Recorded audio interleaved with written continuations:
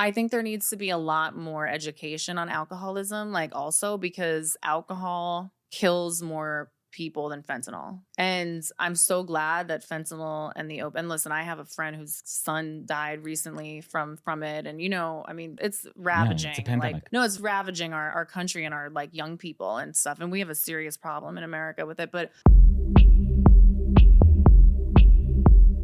welcome to the podcast, where we introduce you to incredible humans who share their journeys with the mission to inspire you to harness your own inner tenacity to drive your life and career forward.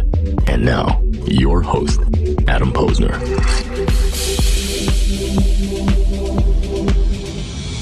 Hey, everybody. Welcome back to the podcast. I'm thrilled to be here in Melrose Studios in New York City with an incredible guest, Leah McSweeney. You may know her from Real Housewives season 12, 13, her amazing clothing line, Married to the Mob, and some other really cool shit that she's working on. We're excited to be here. I'm excited to be here. Leah, welcome to the podcast. Thank you so much for having me. This is just another wonderful LinkedIn connection, which I was just talking about how much I love LinkedIn. Shout out LinkedIn. Shout out LinkedIn. Sponsor this podcast. Oh, man. Well, we have to go through Microsoft on that one.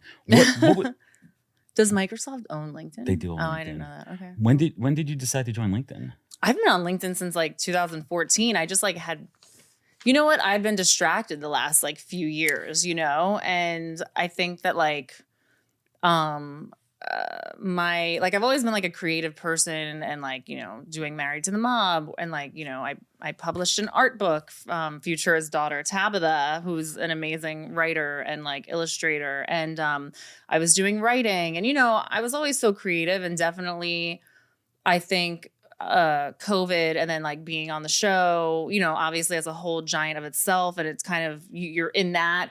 And now that I'm not in that and, I'm getting my creative brain back because it takes a lot of like mental space, right? It's got to take a ton of mental energy. Exactly. So now I have like my mental space back and I went on LinkedIn and I'm like, what the hell is going on LinkedIn? And I have made so many amazing connections on there. Well, that's how we met. And this is one of them. And shout out to our boy, Vinny P. Shout out, Vinny. How did you meet Vinny? I mean, the fun fact about him is he cast the first season of Jersey, season 1, and I think first season of New York Housewives. Oh, really? Fun fact. That's so funny. I didn't know that. Well, he casted me on Millionaire Matchmaker back in the day. Yes. I saw that in my research. Which I think is on Netflix right now something. You were a consultant? What was your role in that show?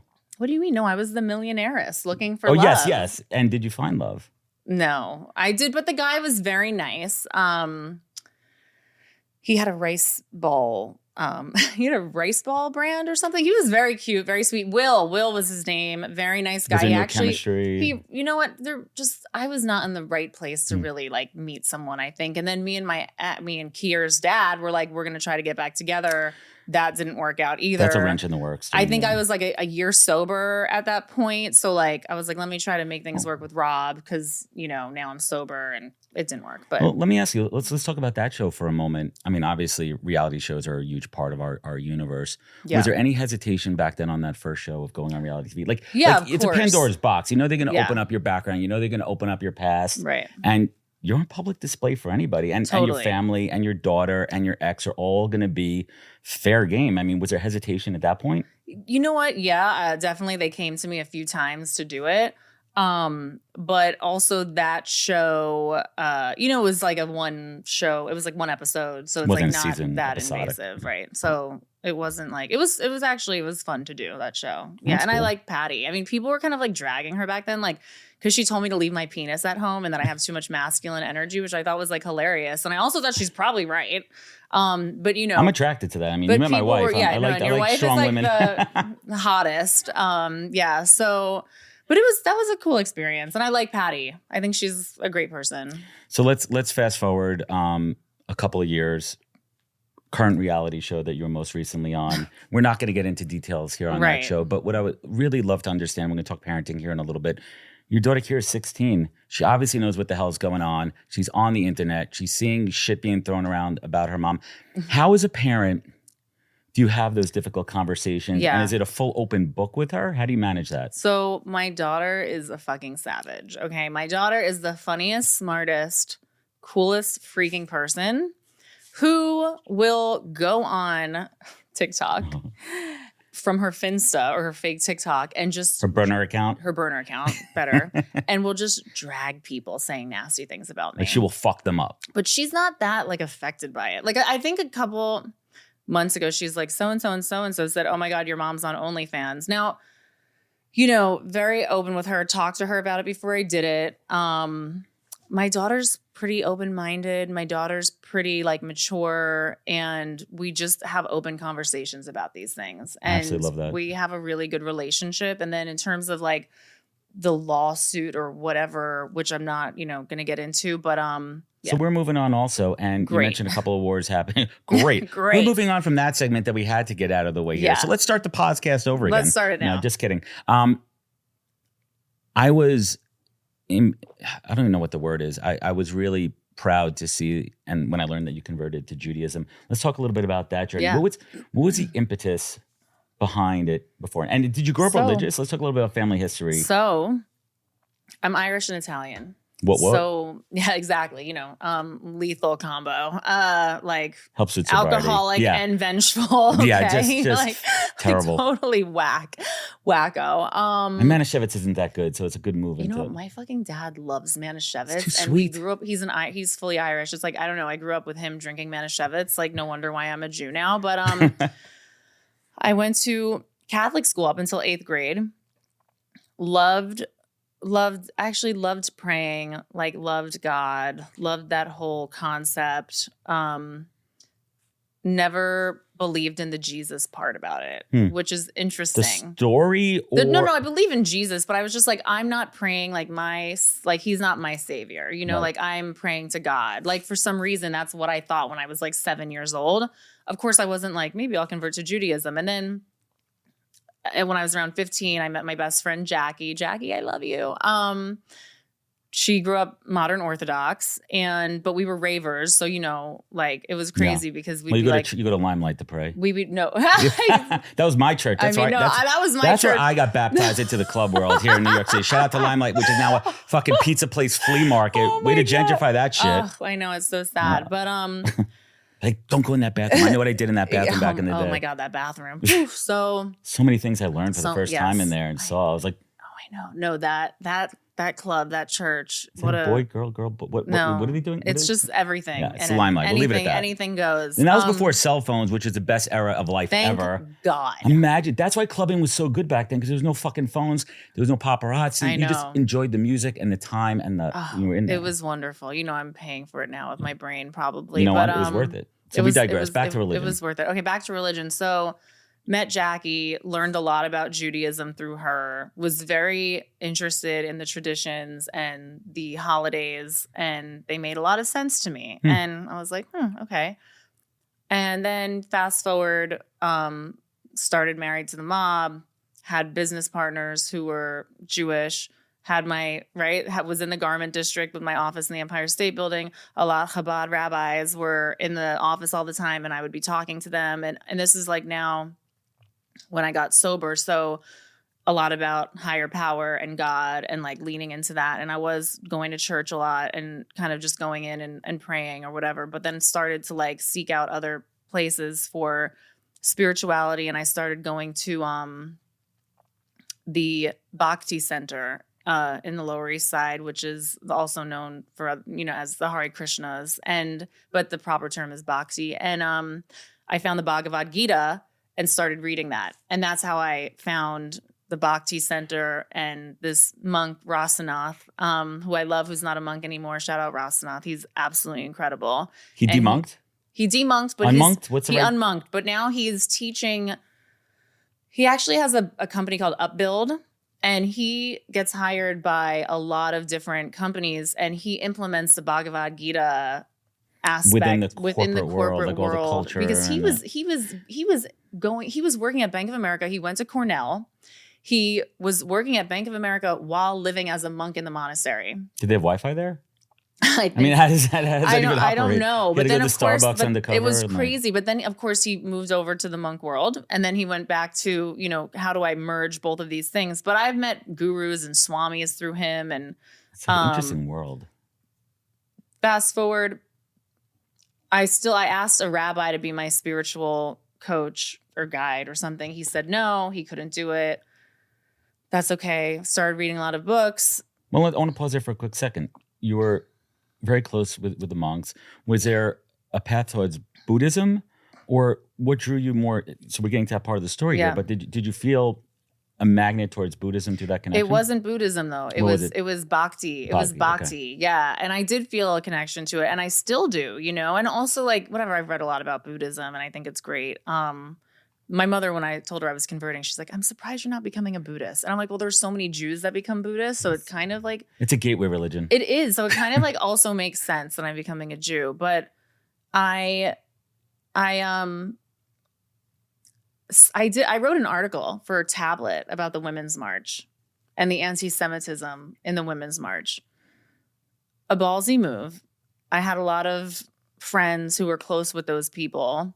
You know, I was branded like someone who was trying to like, you know, take down like some kind of women's empowerment thing, or I don't know. But that wasn't the angle you were going for.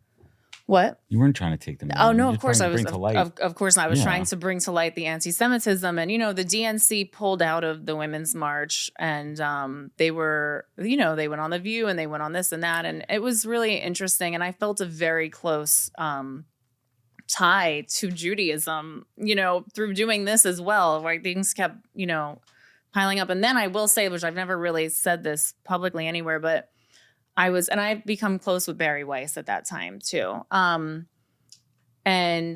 I was at a dinner, it was February of 2020, right before COVID and right before I quit drinking again. And I was like at a dinner with her and Alana Newhouse, who was the editor of Tablet.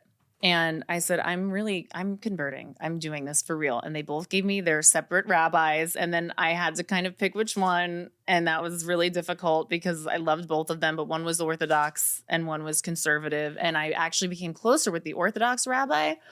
But, it was really funny because he called me. I was in Arizona and he called me and was like, so why do you want to become a Jew? And I was like, Yeah, I was about to say, let's get into the interview. I mean, I'm a recruiter by trade, so I'm very curious about the interview process that goes into conversion. Because I assume that when you go through this process, they want to know the why. Yeah. And it sounds like you had it up here, yeah, but you couldn't get it out here. So. Yeah, it's hard. Well, sometimes it's hard for me. I feel like I'm not the best with articulating myself sometimes. Doing pretty good, but thank you. But he called me. He said, now I was like intimidated. I'm like, this is an Orthodox rabbi. I have tattoos and I've been naked on TV and I have a brand called Married to the Mob. And you know, oh my God, they'll never accept me. Out the wazoo. Out the wazoo. Yeah. He knew that I was like stumped. He's like, well, let me start by saying I did some research on you. And I was like, oh fuck. Oh no. He's like, and I saw that you said that you want Little Kim to play you in a if they ever made a movie about you. He said, well, I want Kendrick Lamar to play me. It was kismet, as we like to say. It was kismet, as we like to say. Bashert. Okay, it was Bashert. So I was like, I love you. And I became very close with him and, you know, spent holidays with him and his family and went to his synagogue a few times. But I was like, if I convert this way, I'm not doing it authentically because I'm not going to keep Shabbat the way that they're going to. And I'm not going to eat kosher the way they're going to. Yes, I gave up pork. Yes, I gave up social media on Shabbat. But I'll convert. I don't think I could do that. No, you can. Just put the phone down. Do you give up anything? No.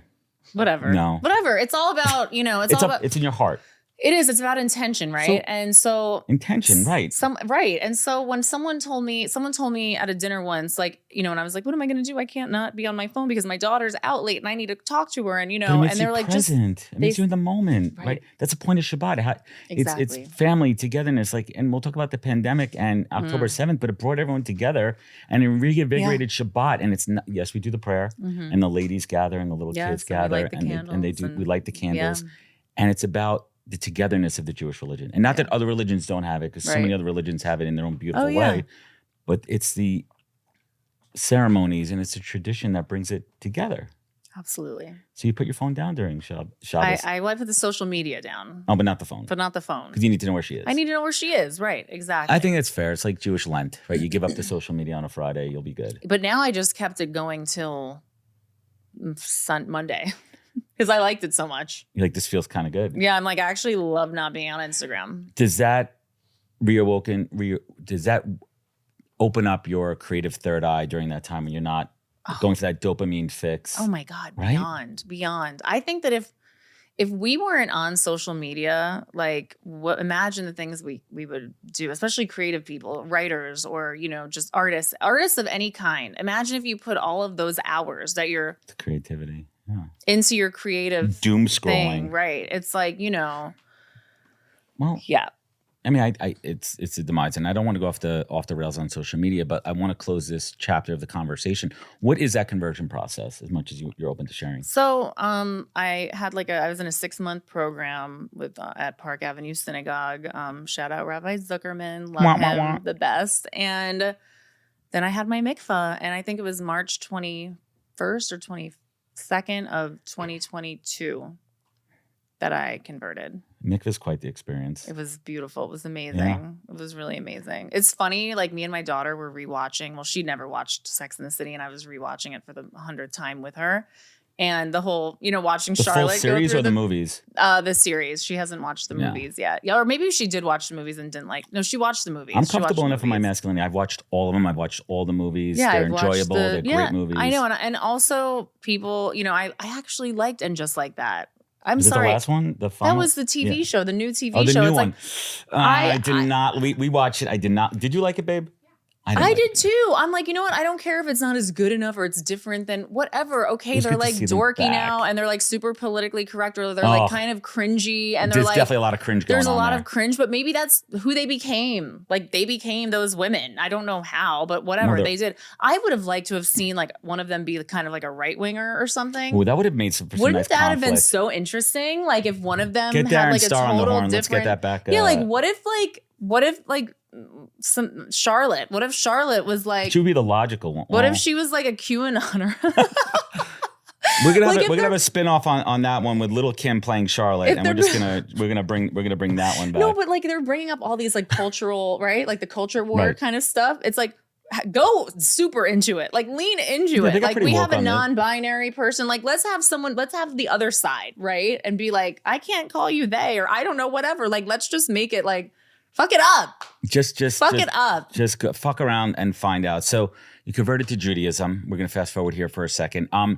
What is your favorite Jewish tradition or holiday? What do you love about being a Jew? Leah McSweeney, what do you love about being a Jew? I love how many people hate me. It's just one more reason. Wait a minute, and she's a fucking Jew. One more reason to not like me.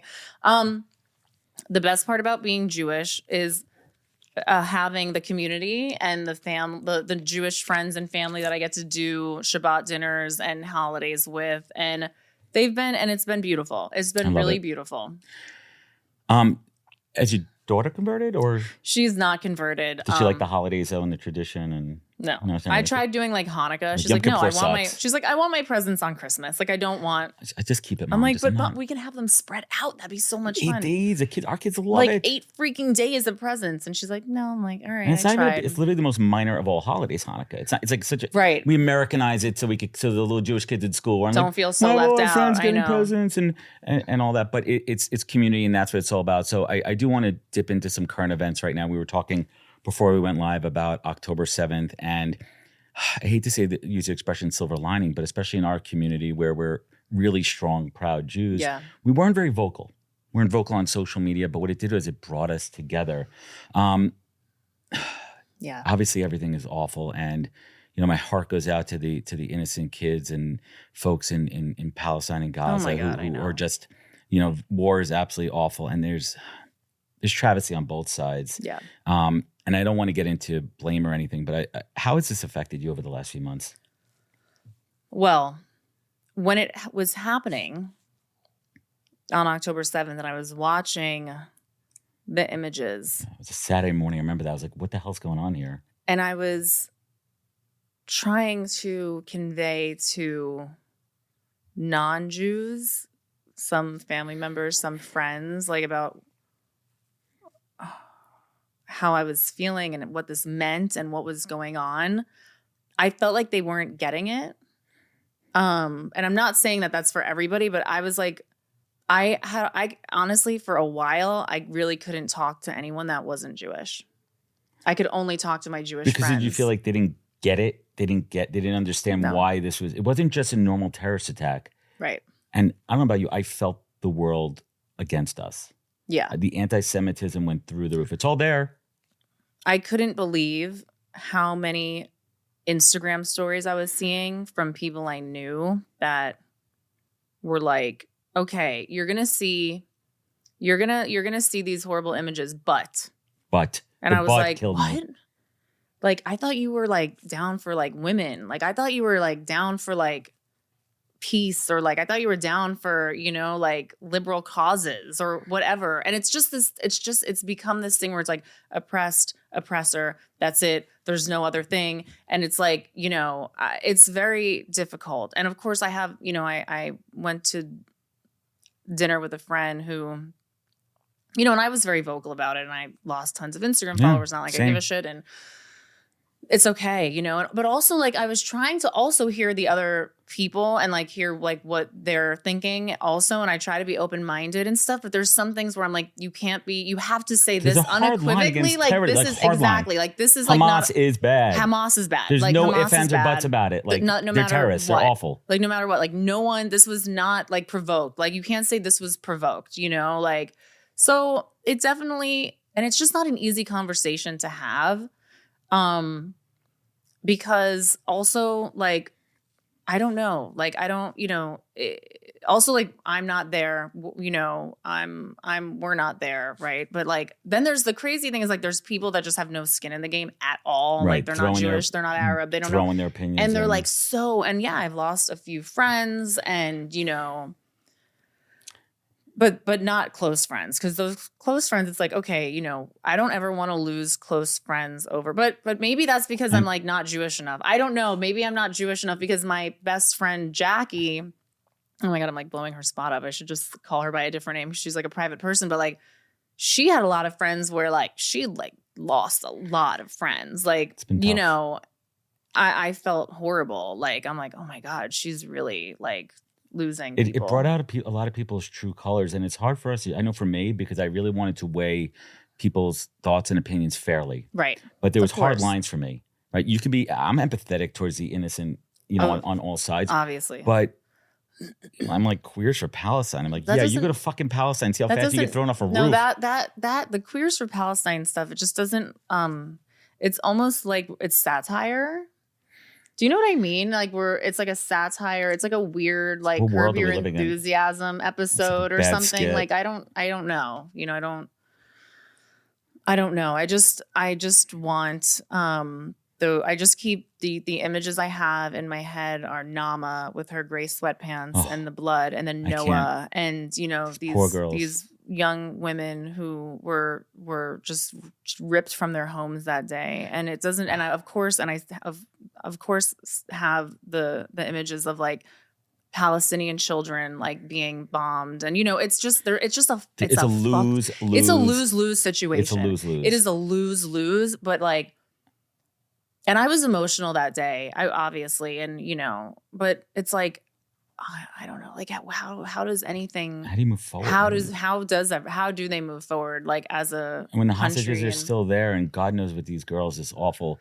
So let's park it, and I have no easy transition. There's no easy transition out of this one. So we're going to switch gears here for a moment, and the core of the show, why I invited Leah on, is my show. The podcast is all about career journeys and unpacking them. And Leah was super excited to talk about her career journey, because you really haven't talked about that much, because it's always the other, you know, what's happening in pop culture. But I'm super excited to talk about your entrepreneurial journey with Married to the Mob. So you've always been a creative. You've always been this fashionista side of you too. When did the bug to start a clothing brand come? Let's get to the origin story of Married to the Mob. So, you know, growing up, I always said like I wanted to be an actress or I wanted to be a fashion designer. That was like when I was like 7, you know what I mean? And then of course like I got into drugs and stuff, and I like forgot about everything. And then I went to Limelight, and I was like, whatever, like I need to, you know, like fucking get high. That's freeing your spirit. Right. So I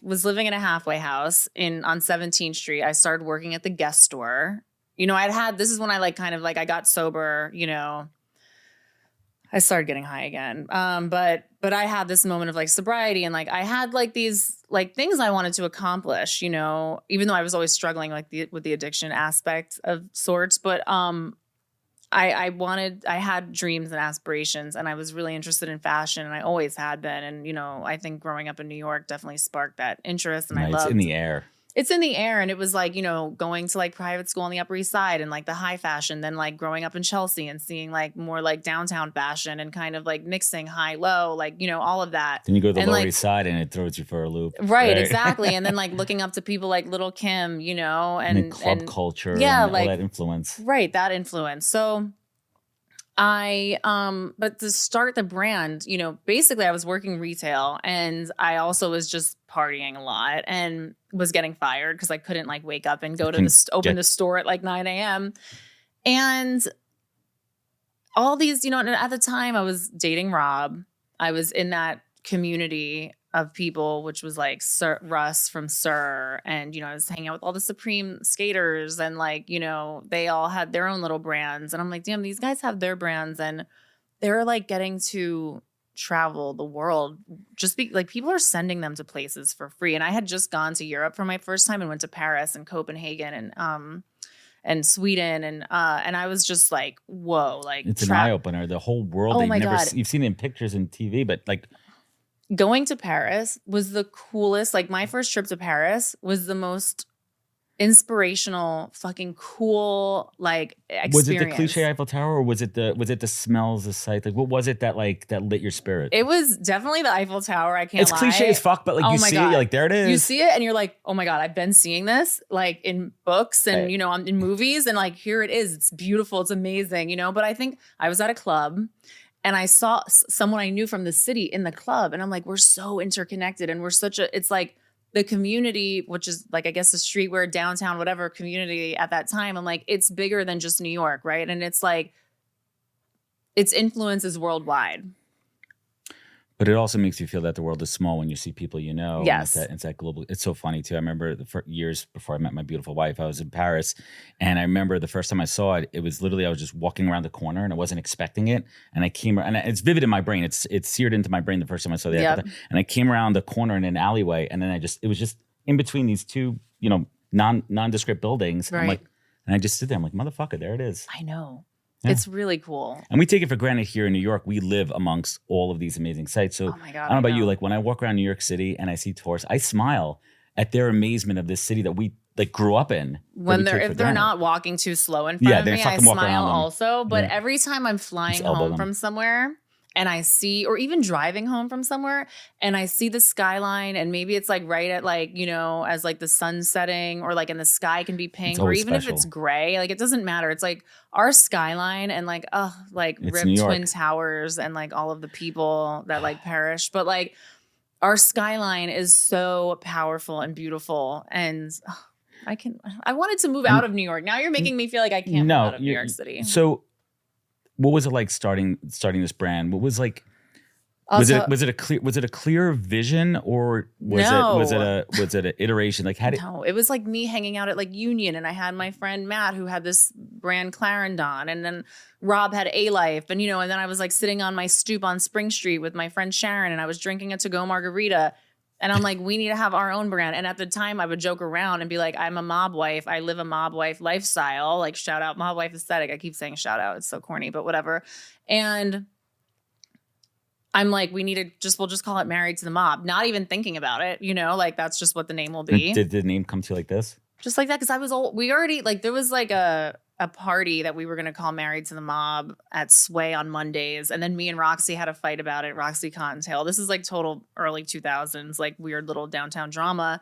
And I'm like, no, you can't use that name for your Monday night party, because I'm calling my brand that. And, you know, yeah, but you know, it was really funny. Me and her recently had a conversation about it. We were laughing so hard about it. Like, oh my God, we were so dumb. But yeah, and that's it. And then I was like, okay, that night I was like, okay, I'm doing 4 designs, Supreme Bitch, fresh out of rehab, the Married to the Mob, which is a Married to the Mob logo, and then Boys Ain't Shit But Hoes and Tricks, you know? And I was like, that was it. There we go. Let's get And it then going. I literally I think I got them. I went to Friedman's Alley, which I don't know. Yeah. Not Friedman's Alley. I'm sorry. That's Those like a bar. That's a bar. No, Yeah. There's a place called Friedman's, and it was where you bought wholesale American Apparel, and like the Hasidics, like were running the white it. label, and then you could do whatever you want with it. Right. And it was like in the Lower East Side. And I bought, a couple dozen t-shirts. I had a friend print them that was like working at A-Life who had a screen printer in his apartment. And I brought the t-shirts over to Union. And then the woman from Union, Marianne, brought them to James. And he said, okay, owner of Supreme. He said, okay, they started selling them at Union. And that's the rest is history. The rest is history. Hey, everybody, I want to talk about a product and platform that I absolutely love and our latest sponsor, Interseller, the prospecting and outreach platform of choice for recruiters and sellers. Whether you're doubling down on business development or recruiting talent, Interseller does all the heavy lifting of finding contact data, automating the email and follow-up process, and syncs all that rich data into 20 plus CRM and ATS platforms. Reach out now and get going on a 2-week free trial and let them know you heard about it from Adam on the podcast today. Check out the link on the website. Appreciate it. What was one of those tough lessons learned the hard way with starting a business? Maybe something like, I mean, obviously you were learning on the fly. I was learning on the fly. I had no idea that's not your what I was background. doing. You don't come from that, the business side of it. But what was it like? Maybe a misconception? Like, do you think you were going to smack it out of the park right away, or you're like, shit, this is harder than I thought? Honestly, no, because I kind of did smack it out of the park right away. Like I got lucky, but it's more like what came after, right? Well, after the initial high wore off. After the initial high, right? But I just didn't I'm like, I don't know if it was like my, some parts of my personality that like cause issues for me also are like the best parts that like help me. Let's pause on that for a second. What are those parts that you think are, a hindrance, but they really are your superpowers? Right. So I bet we have more in common than you think. It's interesting because, I got diagnosed with bipolar 2 disorder when I was 30, which I'm still, whatever, it's fine. I don't like to be like, I have bipolar 2, but I do, anyway.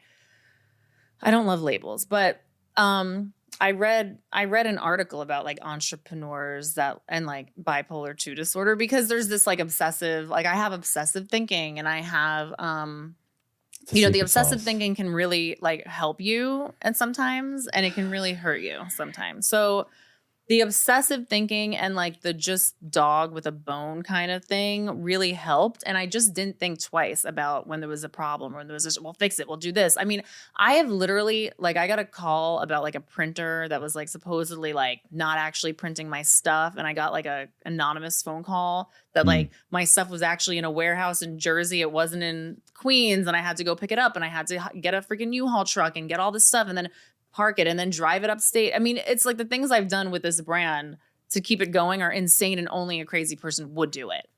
But those are the superpowers. That's our drive. Those are the superpowers. And that is, from my experience, the entrepreneur's secret sauce. Yeah.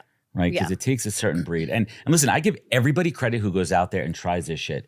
And the success rate is very low because it is this hard. And there's a barrier to entry. Hard. There's a barrier to success. So talk to us, where's the brand at now? What's on the horizon? Right now, I'm in my design and production phase and rebuilding my website. And it's going to launch maybe in a month, But it's really, this is like my daughter. This is like for my daughter. Like I'm doing this for my daughter. So this is part of the legacy that you're going to leave.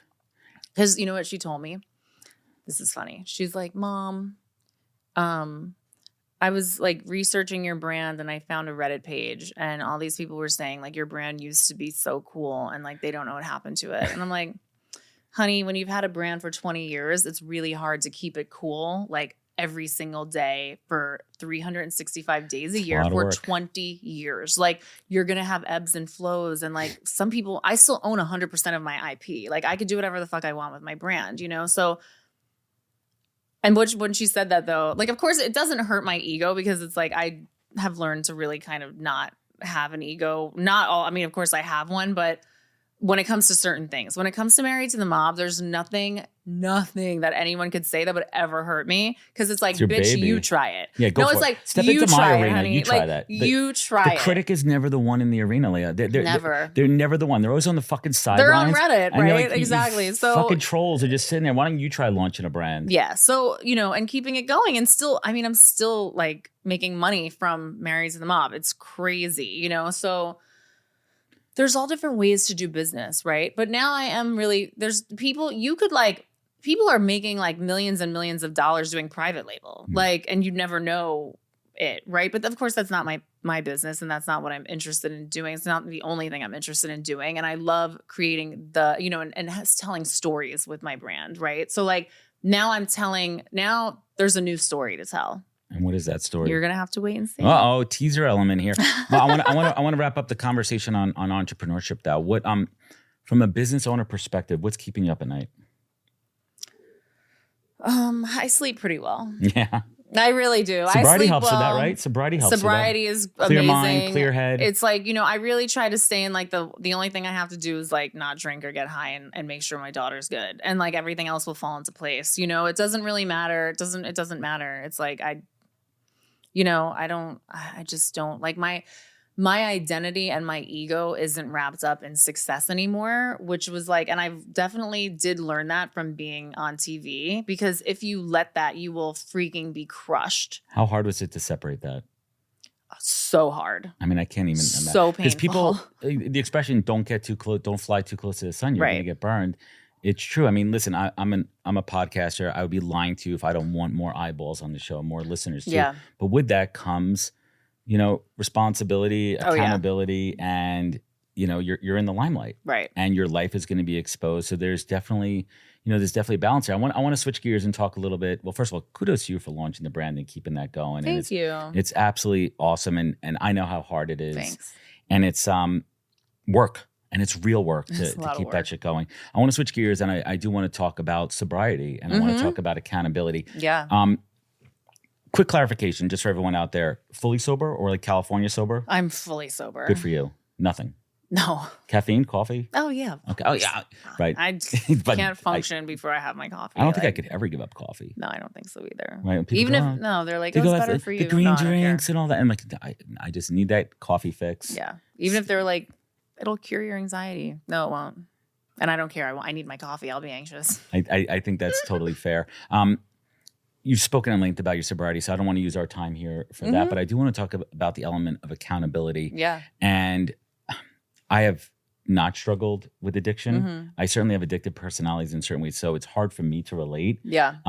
So I would love for you to share with everybody the element of accountability and your struggle with it, and when that breakthrough was. Just to live with that. That's a fucked up situation. That's a fucked up thing to live with, like. It's my nightmare. I can't even think about that.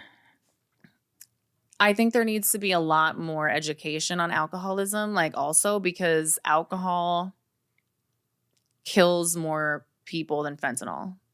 And I'm so glad that fentanyl and and listen, I have a friend whose son died recently from it. And, it's ravaging. It's a pandemic. It's ravaging our country and our like young people and stuff. And we have a serious problem in America with it. But we also have a really bad alcohol problem. And it's culturally acceptable and encouraged here. Current events. But it's glamorized. Right. Alcohol is glamorized. And that's my thing. It's like, show like the truth, right? Like this Wendy Williams documentary, which she has she's going through right now. She has alcohol-induced dementia. But let's switch out of that, and I want to talk about how you've taken your experience and you're creating something powerful with Pillar. Yes. Oh my God. Oh, I love how you're good. You're a good interviewer. Wow. Okay. All right. So Club Pillar was founded by an amazing friend that I have in that I met in the program and through recovery. Do you call it P-date? What? I'm kidding. Like P-date. Not sorry. Oh yeah, that's a good maybe. Well, that could go a few different ways too. Yeah, depends what you're into. Like golden shower date, right? No, not my thing. But we will not whatever. be doing that on OnlyFans, which we'll get to. Oh yeah, we have to get to OnlyFans too, which is an amazing business venture. I told her how to subscribe, by the way, just for research purposes, but she was like, "All right, so I love you guys. You guys are great." So Pillar. So Club Pillar, founded by Jesse. I know. Jesse Urvader founded it. She brought me in to be an advisor and the creative lead on it. It is the app is launching in June.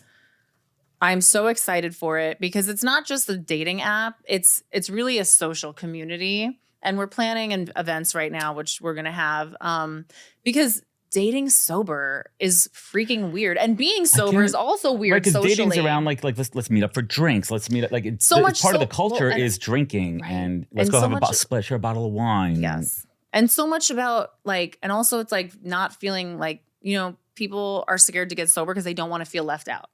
And it's a big thing in like the workplace too. Like happy hours have been such a part of culture. So take that element out. Quick side note: Have you watched Loudermilk on Netflix? Mm-mm. I'll talk to you offline. Okay. You will love it. What is it? Loudermilk. Oh wait, is it about a guy that runs? He runs an AA group. Oh my God, it's Burger from Office Space. Yes. Okay, so someone told me to watch that. You'll love it. Okay. We are halfway through season 2. Shout out. I'm gonna watch it. Yeah.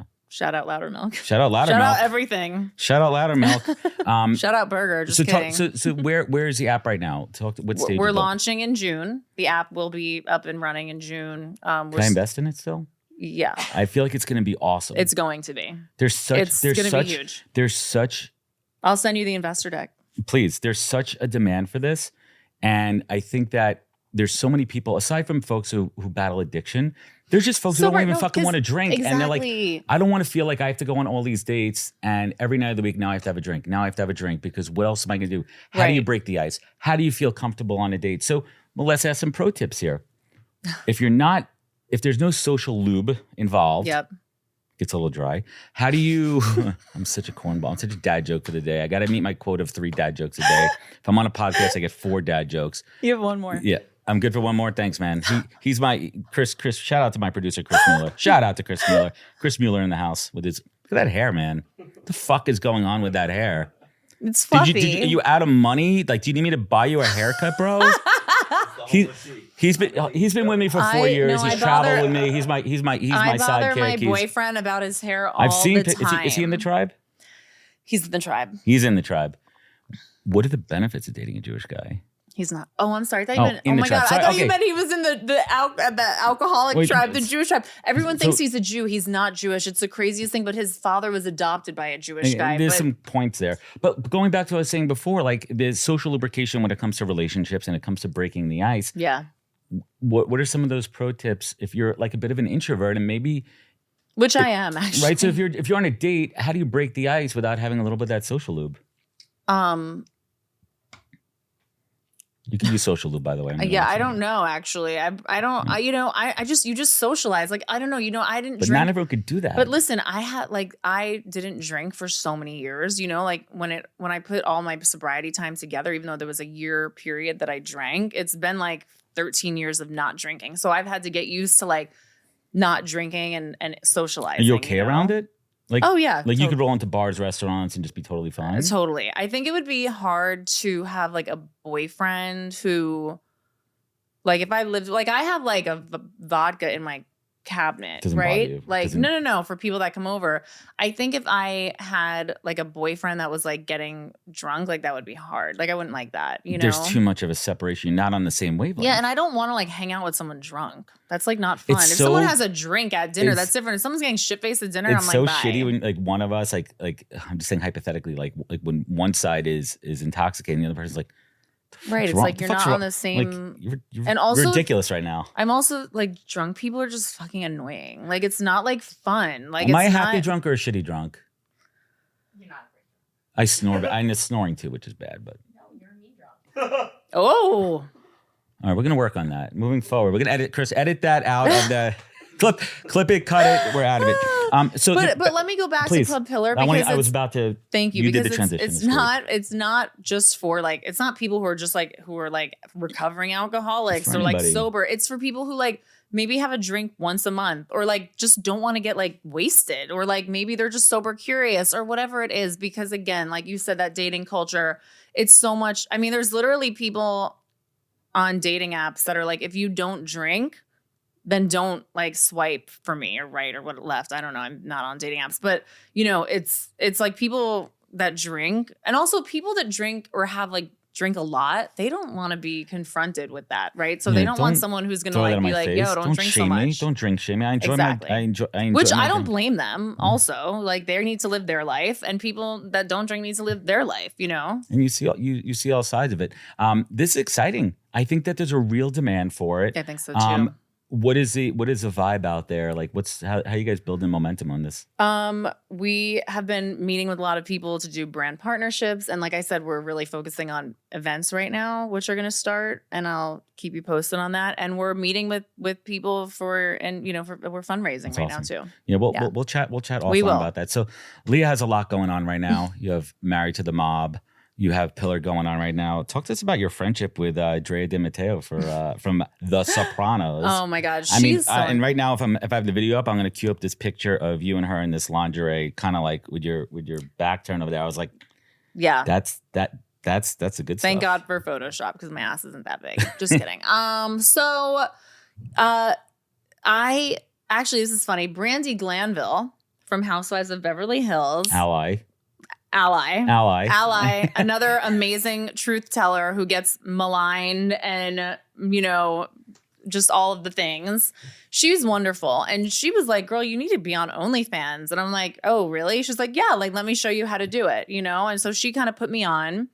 And I'm like, wait, this is like amazing. I've never really sold my like sexuality. And it's fun. It's actually a lot of fun. It's great. Was there any hesitation with OnlyFans? I had my own judgments on myself, right? What will people think? What will my mom say? Even though then my mom was like, yeah, do it, whatever. What will people on Instagram think, and it's like, oh my God, it doesn't. And then it's like, I just don't even give it. You can't care. And again, every time I come up against this, it's such a great learning lesson again, to be like, oh wait, it doesn't fucking matter. People like, it doesn't, like, as long as it's about how you feel. Exactly. Right? And I feel great about doing it. Yeah. Or I wouldn't do empowering. I feel totally. You can express your sexuality in your way. It's not, dehumanizing. You're not. No, it's great. It's a wonderful platform. Every morning I do two things after I do a 10-minute meditation. I check my Coinbase account. I check my OnlyFans account. Shout out to Bitcoin in the house. Oh my God. I showed it to her the other day. She goes, what the fuck? I mean, let it ride. Hold. Fucking hold on for dear life, people. Hold. Buy the dip. Hold on. It's a bull run right now. And the numbers that they're saying are like, and I believe it. I fucking believe that shit is going to keep. Once it goes to mainstream, and I always say, once my friends who aren't in the space start talking about it, I know I'm in a good position. Yeah. What else do you own? A little bit of ETH. Me too. Yeah. I just bought some. I sold my Solana. I moved my Solana into Bitcoin 4 months ago. That's what I did. I just did it on the app. I was just like, fuck it. Yeah. Why am I even going to? No. It's chump change. Exactly. Like roll it in and then it's just going to. Exactly. So I want to get back to OnlyFans because Bitcoin's not that exciting here. It is to me. It is. But so you said your meditation, you check your Coinbase account, and then I check my OnlyFans account. And how many followers do you have right now? A good amount. And it's a revenue generating operation. It is, but it's also it's work. Do you have an agency that does it? It's definitely work. I have an agency that helps me post things. But there's a whole crazy marketing strategies and like discounts. So I've heard, babe. It's a lot. There's a lot that goes into it. Big business. And, I have a friend, Chrissy Miller, who I said Chrissy, and I know she's really good friends with Drea. And I'm like, you got to introduce me to her. Like, the mob wife aesthetic is blowing up. I'm relaunching Married to the Mob. This girl's on OnlyFans. I'm on OnlyFans. Perfect collab. She's been kind of going against the grain with Hollywood. I'm going against the grain now also. And she's been a really amazing support for me. We're like real friends now. She's wonderful. I'm going to see her next week. I'm going to LA. It's fucking awesome. How far are you willing to push it on OnlyFans? I mean, right now it's pretty skimpy stuff there. Yeah, that's it. I'm not really interested in showing vag or showing, Yeah, just like kind of, and also it's classy sexuality. It's classy sexuality, and also like it's also a great place for porn stars and capitalism. It's wonderful. You got it. Make some money off it. It's like, why not? Why the fuck not? I've always been the kind of feminist where I've been pro sex worker and pro hoe and all those things, and I'm like pro fucking strippers. Like, get it? Like, I do not judge those women. They are fucking smart. They're putting themselves through law school. Right. Like, fuck everyone. Shake what your mama gave you. Work with it, right? Oh my God. Like, if you don't have a problem doing it, then no one else should. Right. As long as we're not talking about sex trafficking and it's your decision. And you can make it like you cut that shit out of it, and you're doing it for the right reasons. I am all for female empowerment, and the ability, and I've seen the numbers that these ladies and men have made on there. It's crazy. Like, it's your business. By the way, do you know how much? Do you know the fun fact of how much money the founder who actually bought the business? I know you know the story about OnlyFans. Yeah, he's the second owner. Yes. I forgot his name. I'll edit Alex. And I think he makes a $3 million day bonus. It's some fucking fact check me on that, Chris. While we're talking, how much does the owner of OnlyFans make per day in a bonus? You can chime in when we get to that stat. But he's killing it, and you know what? It's empowering there. OnlyFans. We've talked about a lot of things on this show. Go and subscribe. To Leah's OnlyFans. I do want to bring up this midlife crisis. I turned 45 a couple days ago. Happy birthday. Thank you. You did wish me a happy birthday on LinkedIn. Oh, I did wish you a happy birthday on LinkedIn. I saw that. I knew that. You had the Fudgy the Whale. I fucking house that thing. I love Fudgy the Whale. No, it's a perfect so cake. Like, there's nothing better than a Carvel. If Carvel wants to sponsor this show, I don't know if they sponsor a podcast, but like, they should. The podcast, Fudgy the Whale, give me like 2 of those per month. Do we have a stat on that? Between 1 to 2 million. Like, I see answers for both. Starting in 2022, by the way. A day? A day. Fucking. Yeah. It was more than. Yeah, it was like more than. Sex sells. This guy is he might be the smartest. What economic crisis? Yeah. People like right. Yeah. How much is your monthly subscription? It's $10 a month. It's very. I'll take 4. It's very right. It's very affordable, you know, but you have to pay extra to see, you know, not just if you want to upsell to the other. Yes. That's the beauty of the marketing there. But, you know, we've spoken about a lot of things here, and I want to get back to this midlife crisis. Like, I'm going to tell you something. We have friends. I have friends that, you know, I graduated college with, and they're fucking miserable. I look at them on their, like, they're not going out. They're not enjoying themselves in their lives. And they look at our life that we have. And I said, it's because we made it a priority.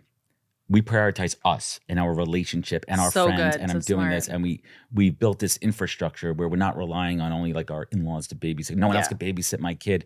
And I think that's what's kept me from having a midlife crisis. I've never felt it. And I was with my dad. We were on vacation a couple of weeks ago. And I'm like, Dad, did you feel the way I felt at 45? Like, do you even feel this? He's like, A, I don't remember. And he goes, B, it's just all in your mind how you feel. Like, age is just a fucking number. But you talk about this midlife crisis. Like, what was there a specific moment or instance where you kind of felt it? Wait, like when did I talk about that? Because then I can.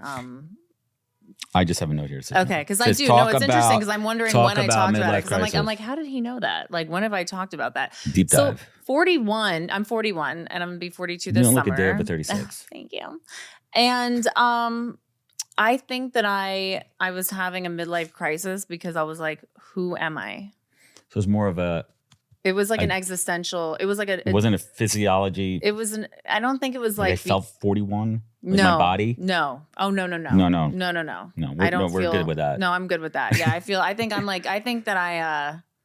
If I did like, because you can kind of test to see what your body is. I'm literally 78 years old. If they cut me in half like a tree and looked inside, they'd be like, "You're old wood."